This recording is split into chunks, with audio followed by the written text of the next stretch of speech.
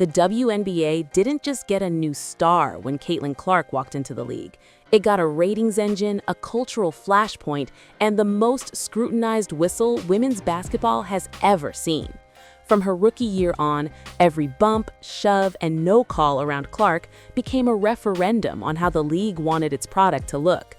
And inside the referees union, that pressure wasn't theoretical. It was daily, it was layered, and it came with an unspoken message. You are not just managing a game, you're managing a narrative. You can see that tension in how the season-by-season story unfolded.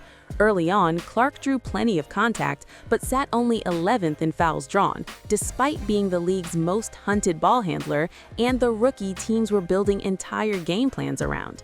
She led the league in technicals among rookies, walking that thin line between fiery competitor and problem for the officials, and that combination was gasoline on a league already criticized for uneven officiation. Publicly, the WNBA talked about consistency and physicality. Privately, veteran refs were told in clinics and review calls that the game needed flow, that the league wanted to avoid turning Clark's minutes into a free throw parade, and that they had to treat her like everyone else, even as everyone knew there was nothing normal about what she meant to ratings and ticket sales. As the body checks piled up, the league's silence became its own kind of directive. When Clark was repeatedly targeted with hard, borderline plays in her first month, the WNBA never came out with a clear, star-specific protection message. Instead, officials got talking points about allowing physical defense, trusting their angles, and not overreacting to new fan outrage. Inside the ref union, that translated to a simple reality. Every whistle involving Clark would be graded not just for correctness, but for optics. Blow too many fouls in her favor, and you'd be accused of caving to social media, of babying the rookie everyone already thought the league was marketing too hard. Swallow the whistle on some of the worst hits, and you risked becoming the next viral villain, but you'd be quietly praised in supervisor reports for game management and staying above the noise. You saw the cost of that mindset in the Connecticut games that turned into national flashpoints. In the Commissioner's Cup showdown, Clark was poked in the eye, shoved to the floor, and then wrapped up in a multiplayer confrontation that spiraled out of control while the early warning signs were go.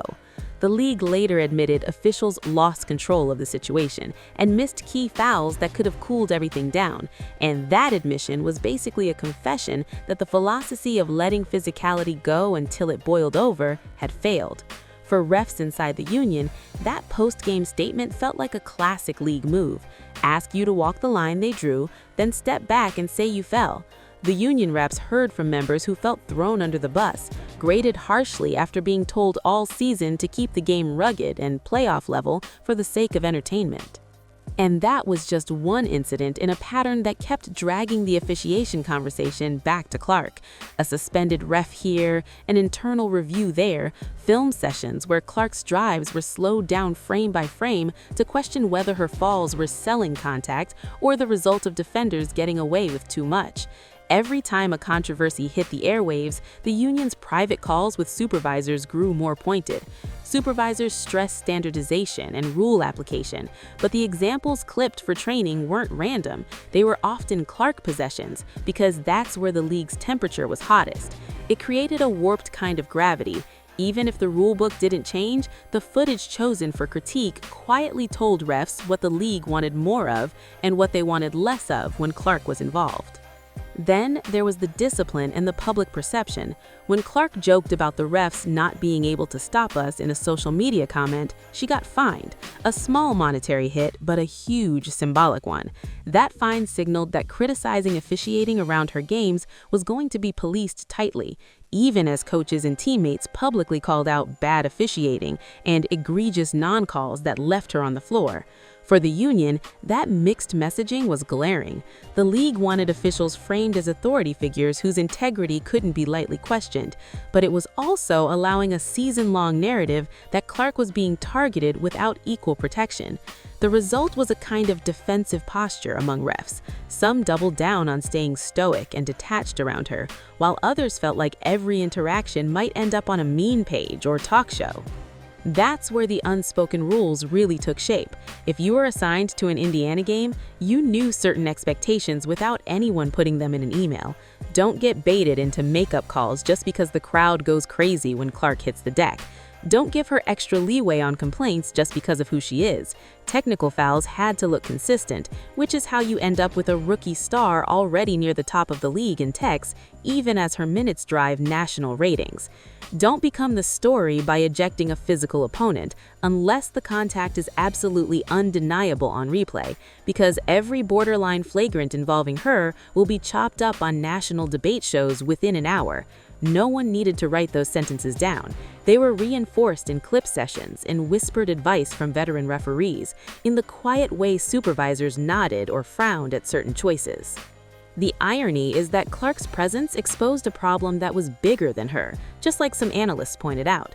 The WNBA's officiating had been under fire for inconsistency and lack of transparency long before she arrived, but a player of her magnitude made every flaw louder. When she had to be physically held back from a referee in a heated moment, that wasn't just about one blown call. It was the collision of a hyper-competitive star, a league slow to modernize its officiating systems, and a union stuck between protecting its members and absorbing criticism for league-wide structural issues. Inside the ref ranks, veterans talked openly about wanting more tools, like full-time status, better training, and clearer directives, so the whistle wouldn't feel like a moving target that changed with the storyline of the week. As Clark's injuries and physical toll mounted, those internal conversations took on an edge. The message from the league office emphasized player safety on paper, especially after nationally televised dust-ups and high-profile hits that sparked fan outrage. But the business side still loved the intensity and rivalry energy that came from games where Clark got knocked around and kept coming. For officials, that meant trying to thread a needle, call enough to prevent another viral assault clip, not so much that you turn the product into a parade of free throws that old-school fans and coaches would slam as soft. It's a nearly impossible balance when every Clark game is treated like a referendum on what real WNBA basketball should look like. This is where the power brokers really enter the picture. Owners, league executives, broadcast partners, they don't send emails ordering refs to swallow the whistle on Clark. What they do is shape the environment the union operates in. They push for certain points of emphasis, like allowing more physicality on the perimeter, selling the league as tough and competitive, and making sure the product doesn't stall out with constant stoppages. They set the stakes in CBA talks, where officiating standards, accountability, and full-time status for refs are bargaining chips. They decide which controversies get addressed publicly and which get buried in a bland statement about ongoing review. Those choices tell officials in practice what really matters: the show, the brand, the narrative. Clark is the brightest light in that universe, so naturally the gravity around her whistle is the strongest. But inside the union, there's another truth they all understand. If the public believes the whistle is rigged against a star that big, everybody loses. Ratings might spike on outrage, but trust in the competition erodes. That's why internal meetings over the last 2 seasons have leaned harder into language about consistency, correcting mistakes, and owning missteps like the Connecticut incident. When the league admitted the refs lost control, union leaders knew it would sting in grading reports, but they also recognized it as a necessary pressure release, a way to show fans that the system isn't untouchable. Behind closed doors, they pushed for more support, clearer guidelines on managing superstar physicality, backing officials publicly when calls were right but unpopular, and not weaponizing post-game L2M-style reviews solely when Clark discourse went nuclear.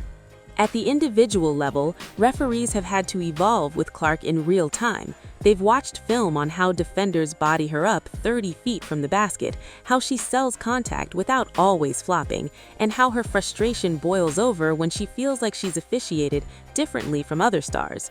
Some have tried to reset the relationship by communicating more on the floor, explaining calls and non-calls so she doesn't feel like she's talking to a wall.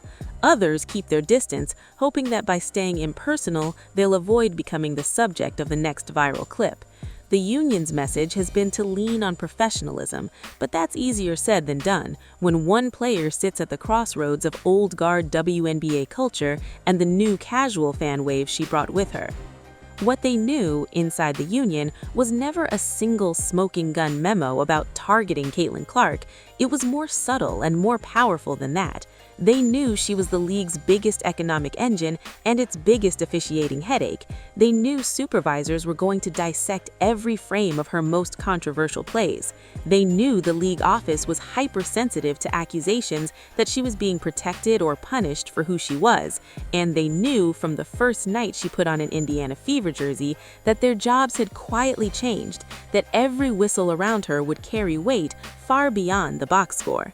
The directives they lived under weren't just written in points of emphasis, they were etched into the fear of becoming the next headline, the next apology, the next viral villain, all while upholding a standard that the WNBA itself is still racing to build in real time.